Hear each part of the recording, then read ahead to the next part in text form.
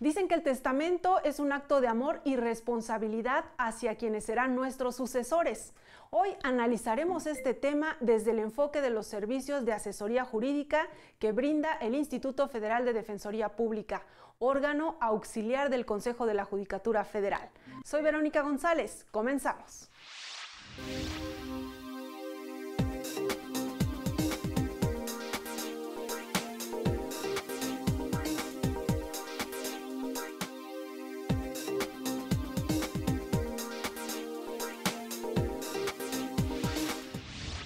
A veces el trabajo de los maestros va más allá de la educación. Vamos a ver una historia en la que un grupo de profesoras defendió el derecho de sus alumnos a tener una escuela. Es un trabajo de Miguel Nila Cedillo.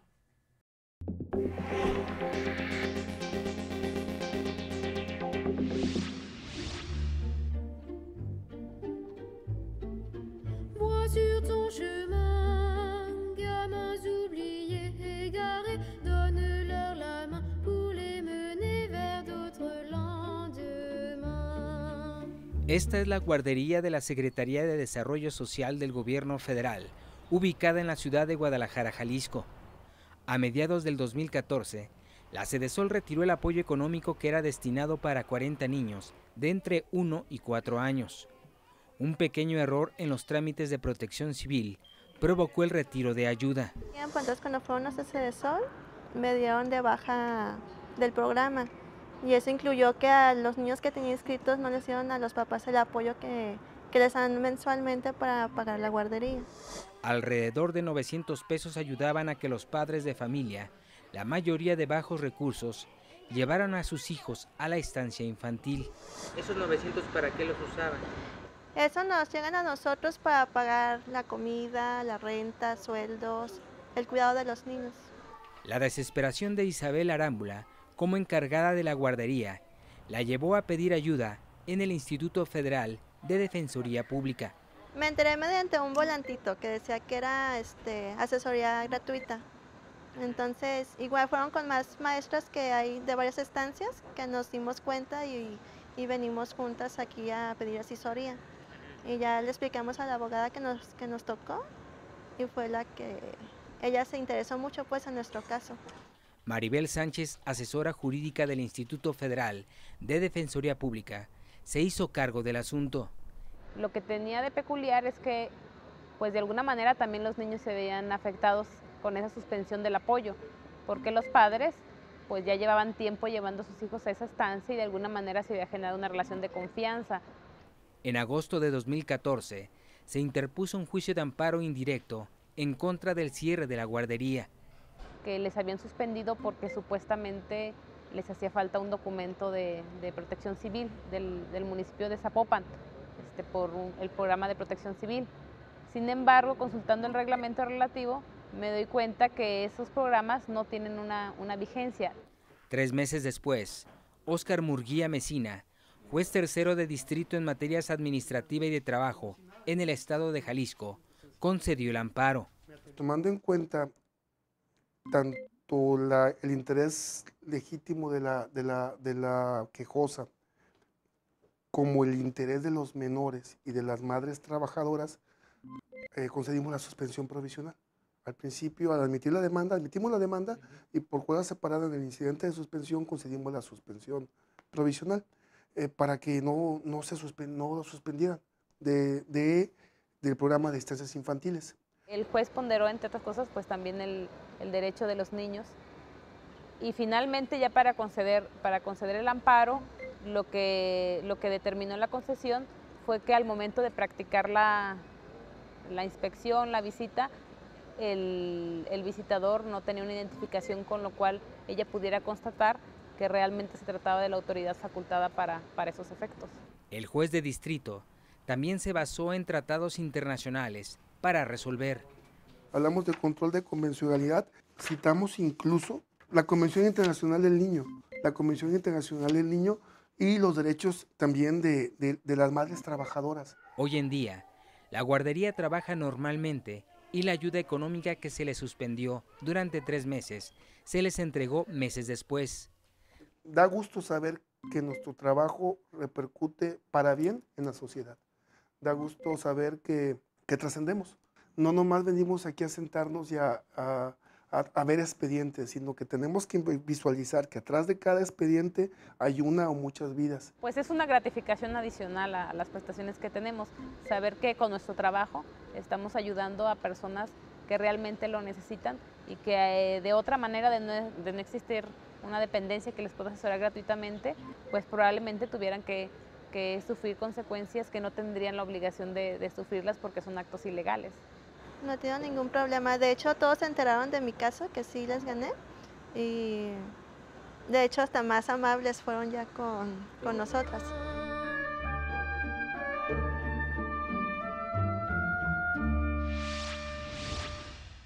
En este caso se hizo valer el principio del interés superior de la niñez. Vamos a ver un poco más a fondo en qué consiste y quiénes están obligados a aplicarlo.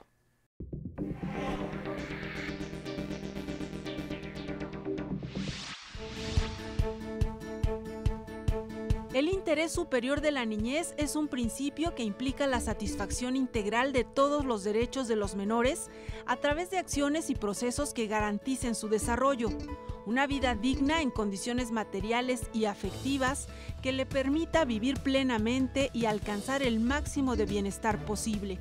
El interés superior de la niñez significa reconocer que los niños, las niñas y los adolescentes tienen derecho a que antes de tomar una medida respecto a ellos, se adopten aquellas que promuevan y protejan sus derechos.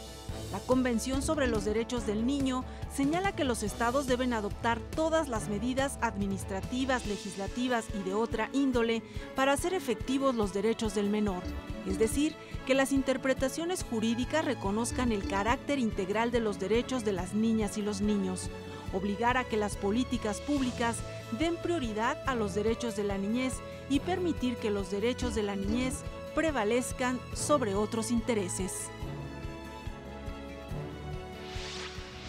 Como le decía al inicio del programa, si al morir no dejamos por escrito la forma en que serán repartidos nuestros bienes, podemos generar un conflicto familiar.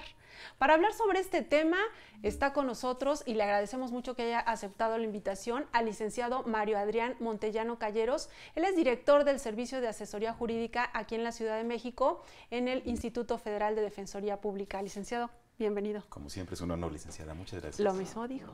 Oye, licenciado, para hablar sobre el tema de los testamentos, primero para tener un contexto, díganos como desde lo básico, ¿no? ¿Qué es? ¿Es solamente hacer una carta de buenos deseos? ¿Qué es un testamento? Pues yo creo que efectivamente debemos de iniciar con lo que es propiamente un testamento.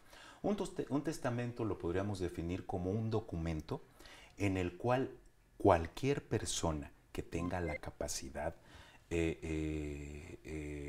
física y sobre todo intelectual puede dejar plasmada su voluntad para disponer o para determinar con respecto a su patrimonio quién se va a hacer cargo del mismo al momento de que él fallezca. Eso prácticamente sería lo que es el testamento. ¿Cómo se hace? ¿Uno lo puede hacer en casa Pues solo? fíjense que nuestra legislación contempla diverso tipo de testamento. Obviamente depende del lugar en donde nos encontremos, me refiero en la República Mexicana. Hay testamentos que podríamos dividirlos en dos grupos principalmente, ¿no? En un grupo ordinario y grupo especial. Hablando del ordinario propiamente, podríamos hablar que existen diferentes clases de testamento. El más común que todos conocemos, bueno, pues es el testamento público abierto. ¿A qué se refiere esto? Una persona que decide realizar su testamento, es decir, decide determinar qué va a hacer con sus bienes, con su patrimonio y dejárselos a determinadas personas que se llaman herederos, lo hace ante un notario público. Un notario público, recordemos que es un funcionario que va a dar fe pública de cualquier acto que una persona le encomiende. Entonces, en este testamento público abierto se acude ante un notario público y se emite la voluntad del testado, en este caso de la persona que va a dejar, donde manifiesta, insisto, la voluntad, qué tipo de bienes, cuántos bienes. Aquí sí es importante decir que aparte se puede heredar aparte de los bienes, también se pueden heredar obligaciones e incluso deudas. Entonces, eso es muy importante. Cada una de las personas tiene ese derecho, ¿no? ¿Qué podría ser, por ejemplo, obligaciones? ¿Qué podría establecerse? Obligaciones, bueno, probablemente la obligación a lo mejor de hacer. Si una persona que cuente con poder adquisitivo suficiente y que de acuerdo a su nivel económico tenga en vida la oportunidad de llevar a cabo labores altruistas como los filántropos, por ejemplo, que tienen fundaciones, pueden ellos heredar o considerar en un testamento la obligación de sus herederos de que continúen con esta fundación. Esa, por ejemplo, podría ser una obligación. Las personas que sean considerados herederos tendrán ellos la obligación de darle continuidad a la voluntad. ¿Y qué sucede si no lo hacen? Si no lo hacen, bueno, las personas que podrían verse afectadas, que son los beneficiarios de la fundación, podrían reclamar el cumplimiento de ello, siempre y cuando conozcan que en el testamento se haya hecho. Recordemos por eso que es testamento público abierto, está hecho ante un notario público y el notario público dará fe y vigilará por el cumplimiento de ello, ¿no? A través de terceras personas, obviamente. Muy bien. Otro tipo de testamento, bueno, pues es el testamento público cerrado. A diferencia del testamento público abierto, aquí la persona que va a decretar su testamento llega de igual manera con un notario público y le dice, yo quiero dejar a tales personas tantos bienes, mi patrimonio. Y lo que voy a hacer ante usted, señor notario, es darle aquí ya la lista de todos los beneficiarios y de los bienes para que usted me haga favor, señor notario, de ingresarlo en un sobre cerrado y delante de mí séllelo. Y nadie lo va a abrir, salvo solamente usted y en su caso 2 testigos que están viendo que lo estamos guardando, y nadie lo va a abrir hasta que yo me muera. Cuando yo me muera, usted, señor notario, lo abrirá. ¿Cuál sería el objetivo de hacer esto? ¿Solamente es como una disposición de la persona o tiene algún fin? Un testamento es la manifestación de la última voluntad de una persona, ¿no? Son condiciones o son, sí, condiciones que la persona así lo desea, ¿no? Muchas veces llegamos a conocer la vida de diversos personajes o de diversas personas que al momento de fallecer nos encontramos pues con muchas otras cuestiones que los que los rodeamos, sorpresas que no conocíamos, ¿no? Entonces de eso se trata. El testador lo que hace es dejar de manera directa ante un fedatario público su disposición de voluntad cerrada en un sobre, sellado, y con su deseo de que solo cuando él llegue a fallecer se abre en ese momento, ¿no? Otra modalidad, bueno, pues es el testamento hológrafo. ¿A qué se refiere esto? Es ¿Hológrafo? Hológrafo. Cualquier persona que quiera disponer de sus bienes y dejárselos a otras personas puede hacerlo de manera escrita. Nada más que hay una condicionante. Esa cartita, como le mencionaba, esa cartita firmada por su puño y letra o elaborada por su puño y letra, sí debe de ser corroborada ante el notario público para que pueda tener validez oficial. Pero cuando la corroboren, ¿es cuando ya la persona falleció o no? ¿Tiene que ir de todas maneras con el notario? Él puede llegar y decir, yo hice esta carta donde vienen mis bienes para que usted, notario, le dé validez a lo que yo puse de mi puño y letra. Finalmente, en estos 3 tipos de testamentos siempre tienen que hacerse frente al notario público. Frente a un notario público. Bueno, vamos a hacer una pausa. Con todo gusto. Y regresamos porque tengo muchas preguntas. Claro que sí, gracias. Como cuál es la diferencia, ¿no? Perfecto. Porque no todos son escritos a puño y letra. Muchísimas gracias. Vamos a la pausa y regresamos en un momento.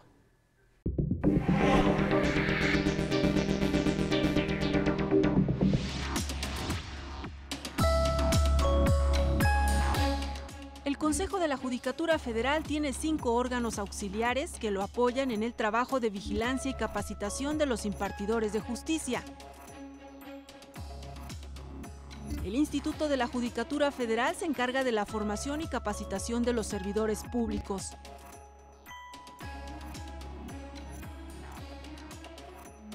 El Instituto Federal de Defensoría Pública brinda asesoría y defensa penal gratuita. La Visitaduría Judicial supervisa el desempeño de los órganos jurisdiccionales y de los servidores públicos. También atiende quejas de litigantes y público en general. El Instituto Federal de Especialistas de Concursos Mercantiles garantiza que los procesos de concurso mercantil, judiciales y extrajudiciales cuenten con expertos para la solución de los problemas de las empresas en crisis. La Contraloría del Poder Judicial de la Federación vigila el cumplimiento de las obligaciones de los trabajadores en materia patrimonial.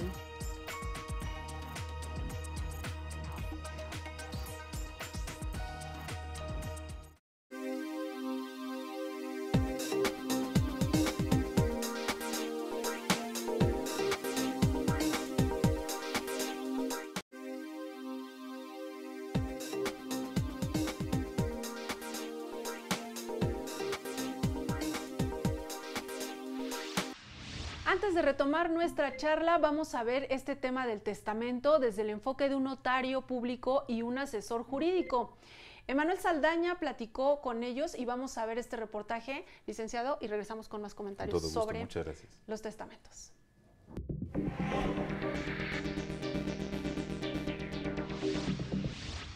El testamento es el acto por el cual una persona dispone de sus bienes para después de su muerte.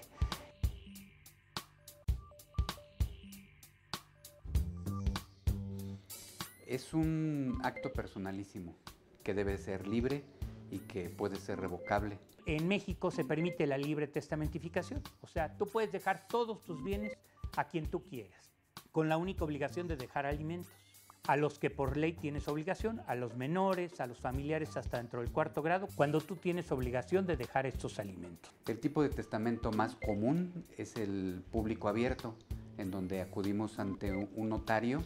En entrevista le explicamos cuál es la que queremos que sea nuestra última voluntad, de qué manera y quiénes queremos que dispongan de nuestros bienes. Con que tú concurras al notario, dando tus datos, él te dará una cita y en el mismo día te va a otorgar el testamento sin ningún problema, sin necesidad de que concurra nadie.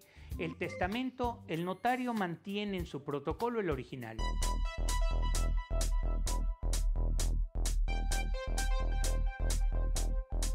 Cuando no hay un testamento es exclusiva potestad de la autoridad judicial. Solamente el juez, donde hay especialidad, el juez de lo familiar o el juez de lo civil, es quien puede decidir cómo ha de ser la voluntad, con base en los códigos civiles, cómo ha de ser la voluntad del testador. Es muy común que la gente, sobre todo los hijos que están en posesión de los bienes, sienten que tienen la propiedad de esos bienes. Esa situación se da sobre todo en las familias. Es que a mí me lo dejó. No hay ninguna situación que permita una disposición oral. Si no existe testamento, por más que digan es que yo tengo un escrito donde a mí mi abuelita me dijo que era para mí, eso es imposible. La ley es muy clara. Si no hay testamento, todos son herederos por partes iguales. Representa que va a tener que intervenir un abogado, va a tener que asesorar a los herederos, va a tener que llevarlos ante el juez de lo familiar, de lo civil, a que denuncien el intestado, a llevar las etapas hasta lograr la partición. Se necesita asesoría legal durante toda la tramitación del juicio y normalmente son largos. En tanto se pongan de acuerdo cuando hay conflicto entre los familiares, entonces ya se trata de un litigio. Por eso es que la cultura del testamento es muy buena. Es el mejor instrumento con el que contamos para tener certeza jurídica y dejarle seguridad jurídica a nuestros parientes más cercanos para cuando faltemos. Pues ahí está el testimonio en voz de quienes en el día a día se encargan de estos asuntos, y ya nos comentaba también, como veíamos en la pieza, hay estos diferentes tipos de testamento.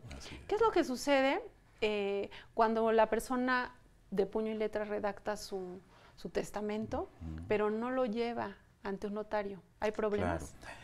Como comentábamos hace un momento, el testamento hológrafo se puede hacer de puño y letra por parte de la persona que va a plasmar su última voluntad. Sin embargo, para que este tenga validez, sí debe de ser validado, por así decirlo, perdón la redundancia, o debe de ser certificado por un notario público, incluso ante la presencia de los testigos. Los testigos en estas modalidades que yo les platiqué son muy importantes, ya que van a dar constancia o hacer constancia de la presencia del acto de la última voluntad del testamento. Atendiendo un poquito a la pregunta de usted, sí podríamos hablar, yo al principio platicaba de dos grupos de testamento, los grupos ordinarios, que son los que ya platicamos, y los grupos especiales de testamento. Dentro de esta parte también nos encontramos a un testamento privado que se puede dar sin la intervención de un notario, pero se deben de cumplir con ciertos requisitos o ciertas circunstancias. Pongo un ejemplo. Cuando una persona está en fase terminal, en cuanto a cuestión de salud se refiere, tiene una enfermedad latente o está en peligro su vida, en ese momento puede hacer de manera inmediata y, si es posible, dejarlo ante dos testigos. Ahí no es necesaria la intervención del notario, pues dada la circunstancia.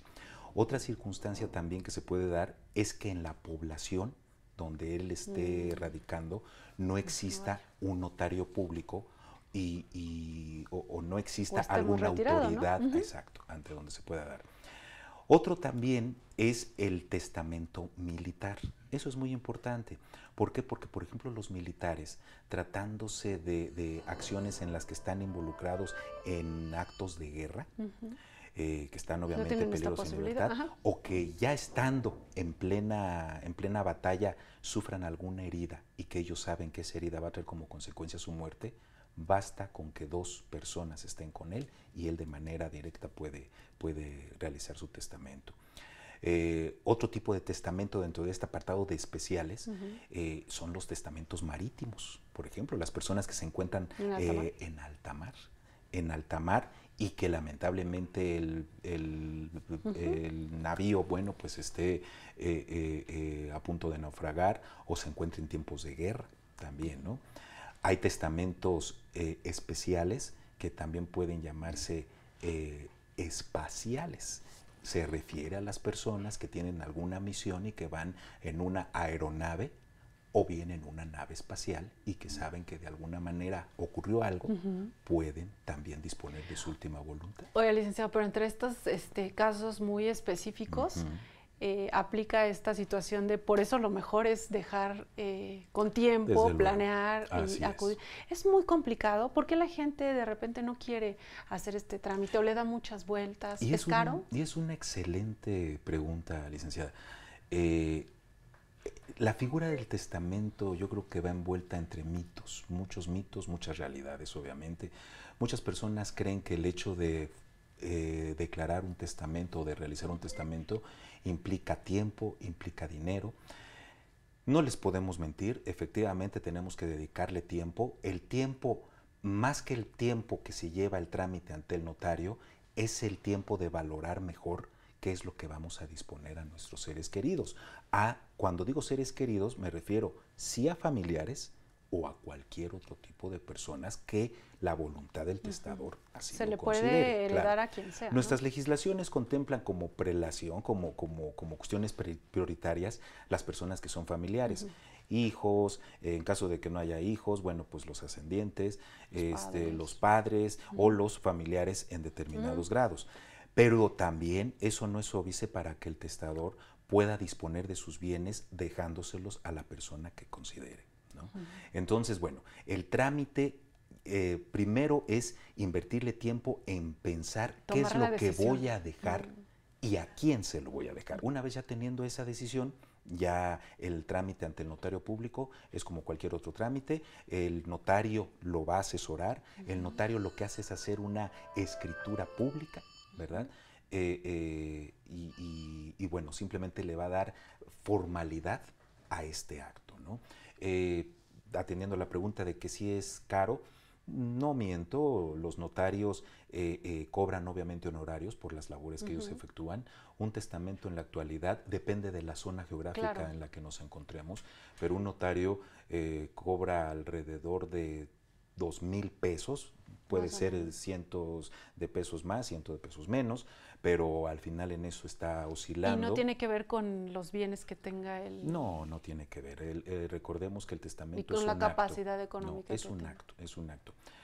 Por eso el gobierno mexicano con el Colegio del Notariado en su momento, bueno, pues celebraron ese convenio para que se declarara el mes de septiembre como el mes de testamento que estamos por iniciar.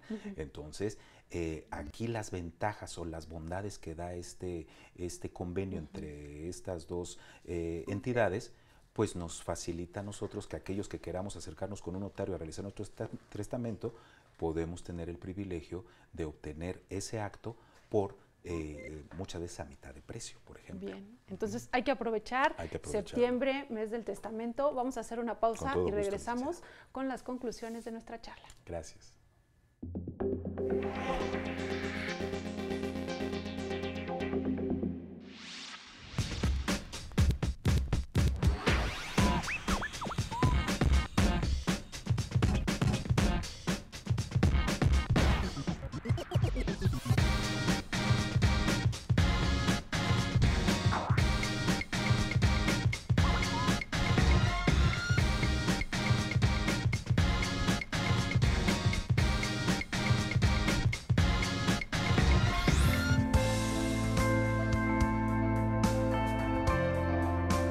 Este libro es una deuda que tenía con mis hijos.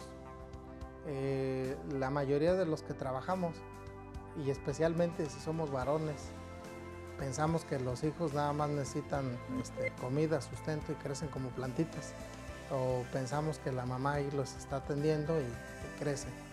Pero un día nos damos cuenta que además de trabajadores tenemos una responsabilidad frente a nuestros hijos. Este libro principalmente son las palabras que un padre le cuenta a sus 3 hijos sobre cómo pueden alcanzar sus sueños, cómo pueden, a pesar de que se dediquen a lo que quieran, ser felices, ser exitosos.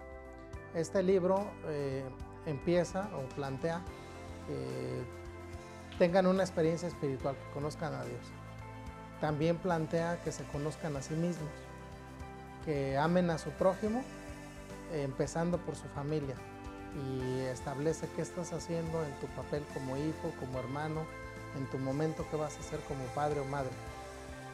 Se plantea de vivir con la actitud correcta todos los días, de tener un propósito en la vida, de vivir cada día, de administrar tus recursos, desde cómo cuidas tu cuerpo, duermes suficiente, tomas suficiente agua, haces ejercicio, cómo organizas tu tiempo, cómo organizas tus recursos económicos, cuántas de tus metas has cumplido. Te habla que la plenitud tiene que ver con algo más espiritual que material y que se puede alcanzar si eres ordenado en lo que haces. Pero también te marca qué cuestiones pueden obstaculizar esa plenitud, es decir, que esa plenitud sea algo más constante y no algo extraordinario. Entonces es un consejo de un padre a sus hijos que a la vez le sirve a cualquier persona que tiene hijos y le sirve a la misma persona cuando ha estacionado sueños o cuando no está exactamente donde quiere estar. De eso habla el libro.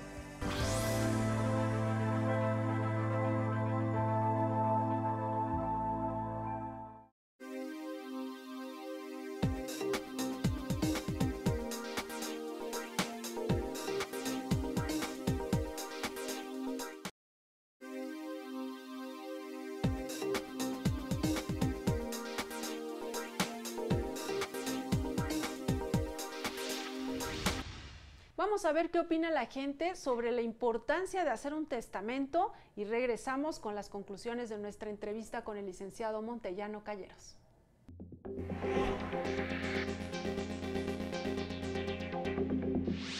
Yo no he hecho mi testamento, mis papás sí lo hicieron y recuerdo que nos comentaban a mí y a mi hermana que era importante dejarnos un patrimonio. Creo que si no existe el testamento, alguien más se lo queda.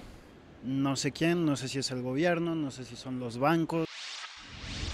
La importancia de hacer un testamento es porque vas a dejar una sucesión a tus parientes, las personas que tú decidas. Muchas veces no se hace testamento y pasan a ser del gobierno o no lo reclaman. Entonces es de ahí la importancia de hacer ese testamento. Pues yo creo que nos sirve para darle no arriesgar el futuro de nuestros hijos, más que nada. Yo creo, y para que también ellos conozcan los derechos que tienen sobre nosotros. Sí es muy importante porque se evitan muchos problemas a los familiares, ¿no? Y bueno, pérdida de tiempo en andar arreglando todo eso, creo que pues es de vital importancia. Si se hace un testamento, con esto ya se especifica a través de ese instrumento quién podría ser el albacea, quién podría manejar la masa hereditaria y cómo se va a repartir entre ellos. Entonces, claro que sí es súper importante hacerlo y claro, considero que en mi caso hacer un testamento es sumamente importante. Un testamento es parte del bien morir, ¿sí? Del prepararnos nosotros para irnos, para desapegarnos de las cosas, de los bienes, para repartirlos con sabiduría y de esta manera evitar problemas para los seres que amamos. Es importante para la familia en común porque así evitamos muchos conflictos más adelante. Entonces, si uno tiene probablemente propiedades, es mejor estipularlo desde antes de que ocurra un accidente. Desgraciadamente muchas veces somos muy dados a, total, no lo hacemos, no hacemos este trámite como clásico mexicano, dejamos todo al momento y si nos da tiempo, qué bien, y si no, pues nos da igual, pero sí es francamente muy importante. Es muy importante dejar un testamento y dejar las cosas bien arregladas siempre. Yo tengo testamento desde hace muchos años. Creo que es muy importante porque verdaderamente sabemos que tenemos caducidad y no debemos de dejar problemas. Yo siento que no, todos piensan que vamos a dejar un testamento y me voy a morir. No, no es así, pero sí deja muchos problemas, incluso problemas familiares muy fuertes. Bien, pues ahí está la opinión ciudadana y creo que la idea, licenciado, es que aunque nos parezca un poco engorroso y aunque en general no queremos hacer nunca trámites, es muy importante dejar resuelto, digamos, esta parte de a quién le van a repartir nuestros bienes, ¿no?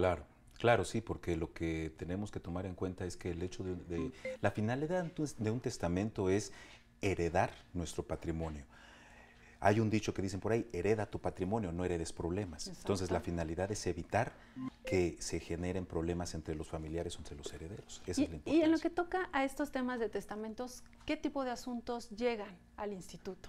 Recordemos que nosotros somos un instituto que somos de índole federal, es decir, en sentido estricto la cuestión relacionada con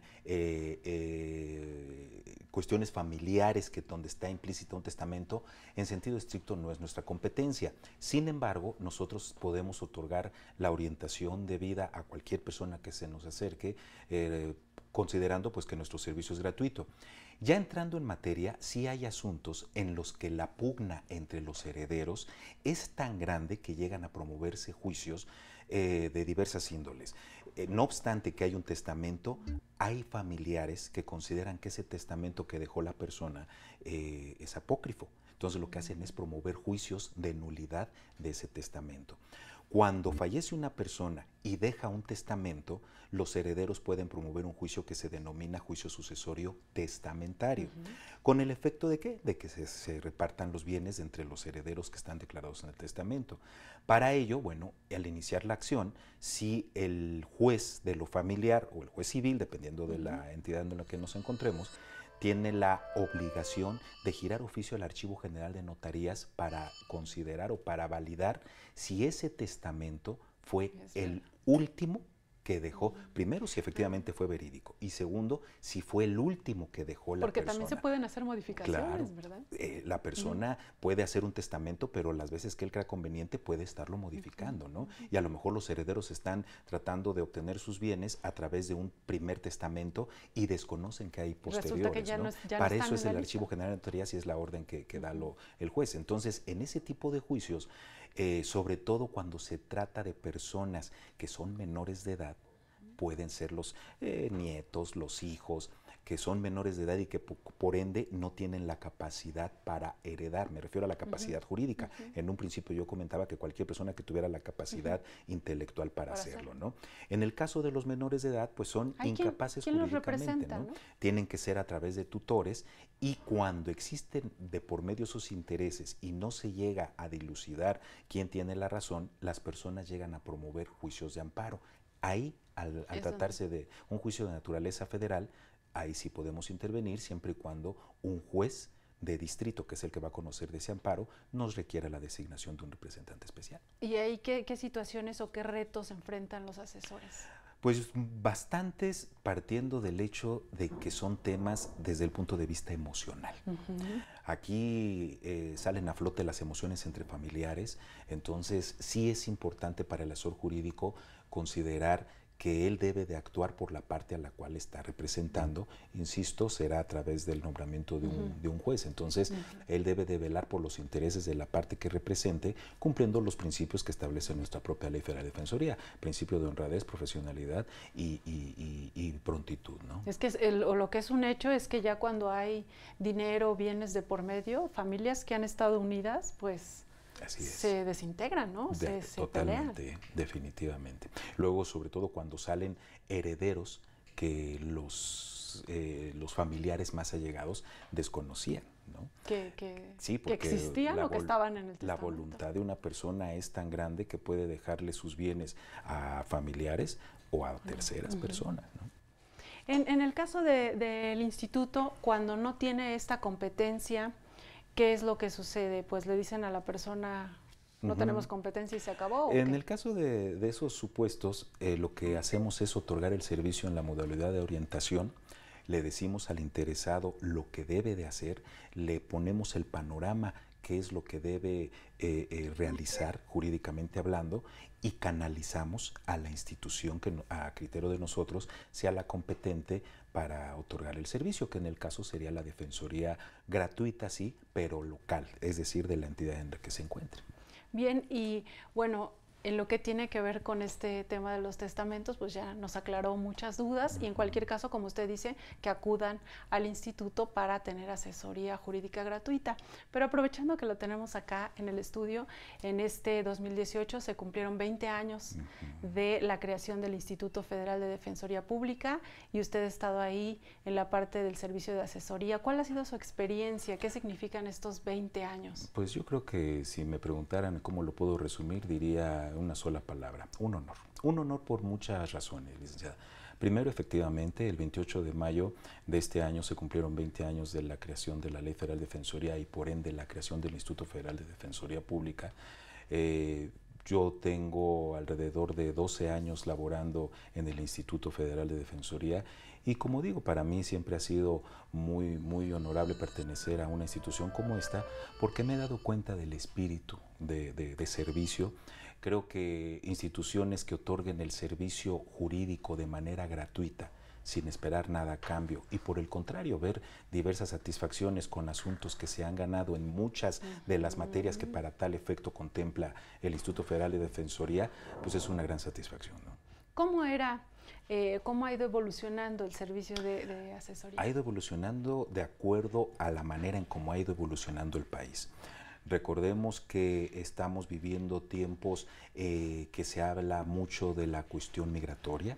Bueno, pues el Instituto Federal de Defensoría, a pesar de que en sus propias bases ya se contemplaba el tema migratorio, sí se ha incrementado mucho el auge de este tipo de problemáticas, a tal grado que el instituto, a través del acuerdo que en su momento el ministro presidente de la Corte ordenó para llevar a cabo la ejecución de un programa de apoyo a personas migrantes y refugiados y repatriados, bueno, pues eso nos ha obligado a nosotros estar actualizando y estar generando áreas especializadas. Como la que tienen para atención a víctimas también, ¿no? La atención a víctimas es otro otro tema. Digo, lamentablemente vivimos en un país cuya inseguridad está a la alza y que esperemos que disminuya en los próximos tiempos. Bueno, pero al final uno de los delitos más graves que se ha visto a nivel, que nos afecta a todos, es el delito del secuestro. Entonces el instituto tiene un área especializada para este tipo de asuntos. Y finalmente, licenciado, y muy rápidamente, hay mucha gente que sigue teniendo esta percepción de que cuando es un servicio de asesoría público no es de calidad. ¿Usted qué les dice a esas personas? Pues yo les diría que los entiendo, puesto que las instituciones públicas efectivamente tienen ese prestigio o esa fama, ¿no? Yo lo que les recomiendo es simplemente acudan con nosotros. Nosotros somos un órgano auxiliar del Consejo de la Judicatura Federal. Otorgamos el servicio de manera gratuita y de manera profesional en cualquier materia. Entonces, pues acérquense mejor con nosotros y descúbranlo por ellos, ustedes mismos. Bien, licenciado Mario Adrián Montellano Calleros, muchísimas gracias por haber estado con nosotros. No, para mí siempre es un honor y cualquier situación aquí estoy a la orden. Muchísimas gracias. Vamos a hacer una pausa y regresamos con más. Estamos en el Consejo de la Judicatura hoy.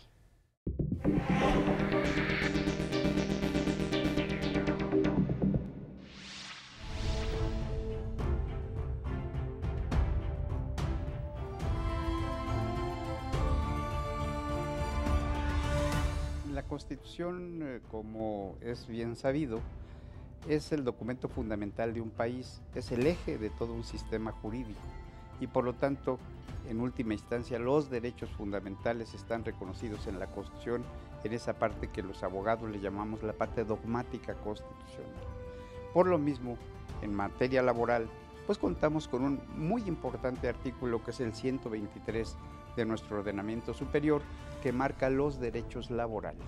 Sin embargo, desde 1917 que se da el documento, hasta prácticamente 1929-30, en que se federaliza las cuestiones laborales, pues había una gran duda los servidores públicos dónde quedaban. ¿Era aplicable el derecho ordinario laboral a los trabajadores del Estado o no? Y siempre hubo muchas dificultades al respecto. Por lo mismo, después de que se federaliza el ámbito laboral y que se expide la Ley Federal del Trabajo, en el artículo 2 del ordenamiento inicial de 1931 de la Ley Federal del Trabajo, se estipuló que los trabajadores al servicio del Estado, esto es del gobierno, estarían regidos por sus propias leyes del servicio civil. Y por lo tanto, la Federación por un lado y los estados por el suyo empezaron a emitir una serie de leyes que ahora le llamamos leyes burocráticas. En el caso federal y del Distrito Federal, en aquel entonces, se expidió un estatuto en 1938 por el presidente Lázaro Cárdenas de los trabajadores al servicio del Estado, pero todavía existía una gran vaguedad y por eso es que en 1960 el presidente Adolfo López Mateos mandó una iniciativa al Congreso de la Unión para que se estableciera un apartado B del artículo 123 en el propio texto superior. Y por lo mismo es a partir de 1960 y luego la ley reglamentaria del 63 que los trabajadores al servicio del Estado en el ámbito federal y del Distrito Federal, en aquel entonces ahora Ciudad de México, cuentan con derechos bien reconocidos en la Constitución como servidores del Estado, como servidores públicos del Estado.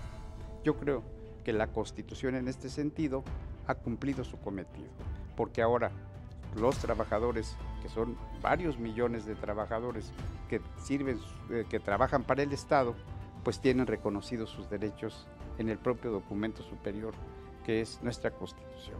Yo creo que es muy importante el que esto se conozca para que veamos que sí están protegidos los derechos de lo que se llama la burocracia mexicana.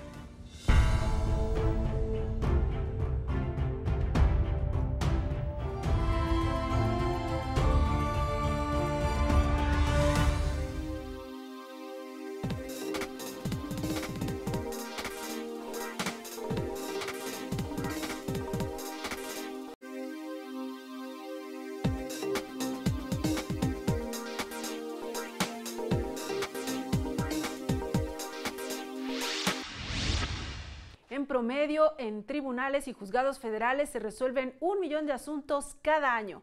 Vamos a ver la estadística judicial.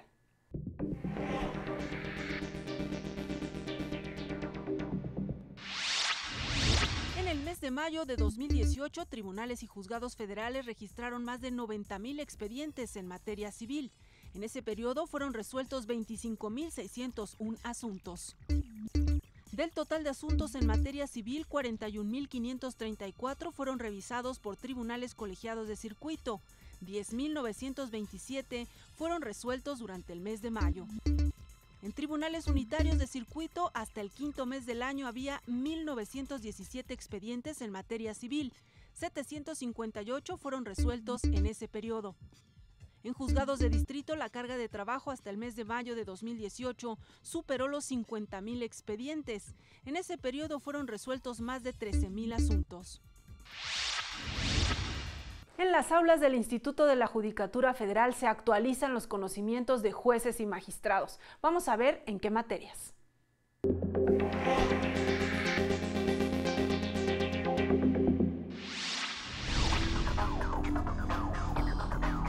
La evolución del concepto de familia y sus nuevas conformaciones fue tema de análisis en el programa Debates desde la Judicatura, impartido por la Escuela Judicial durante el mes de agosto de 2018. En 23 extensiones del Instituto de la Judicatura Federal se habló también de sustracción internacional de menores y maternidad subrogada. El objetivo es valorar diversas perspectivas de temas jurídicos actuales y novedosos, expuestos por expertos, para contar con más elementos al resolver problemas jurídicos.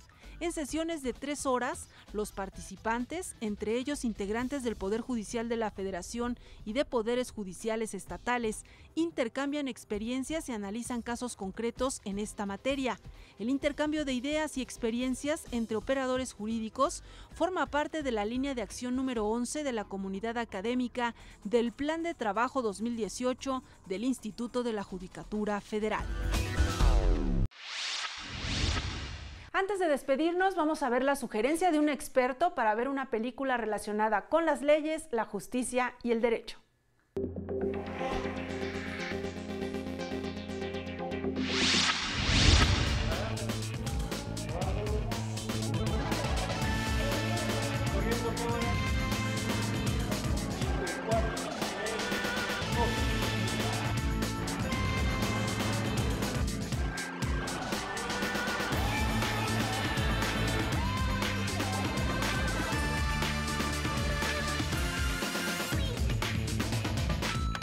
La película se llama Asesinato en primer grado.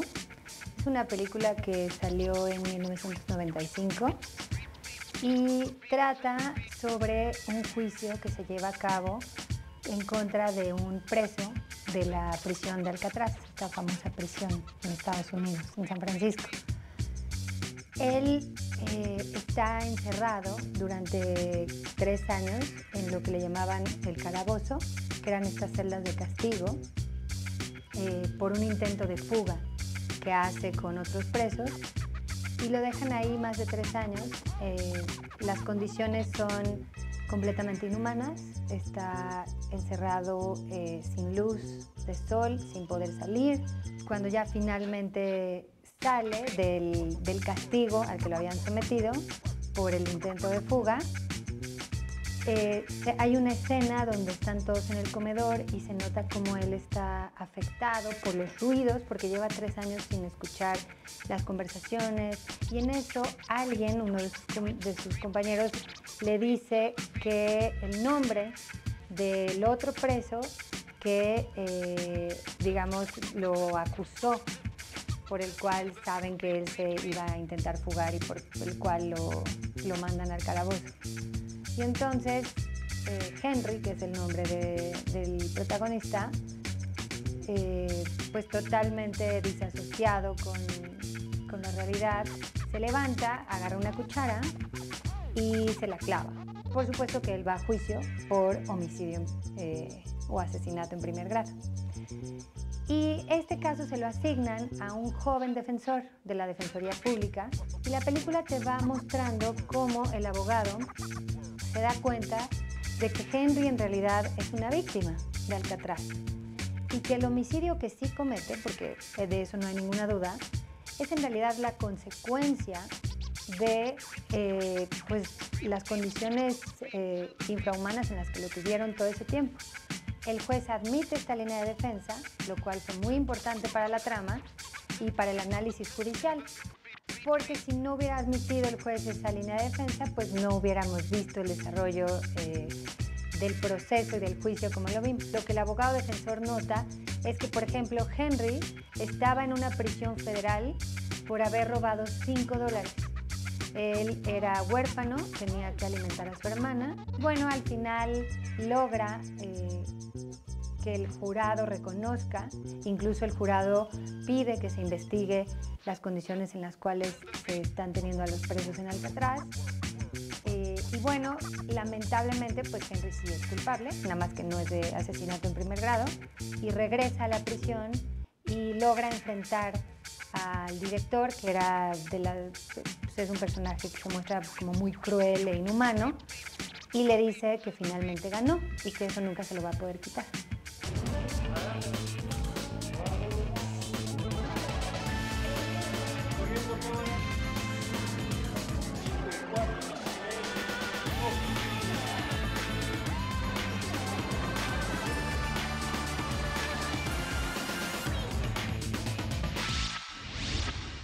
Así llegamos al final del programa de hoy. Gracias al equipo de producción que lo hace posible, pero sobre todo gracias a usted que nos sigue a través de la señal del canal judicial. Soy Verónica González. Hasta la próxima.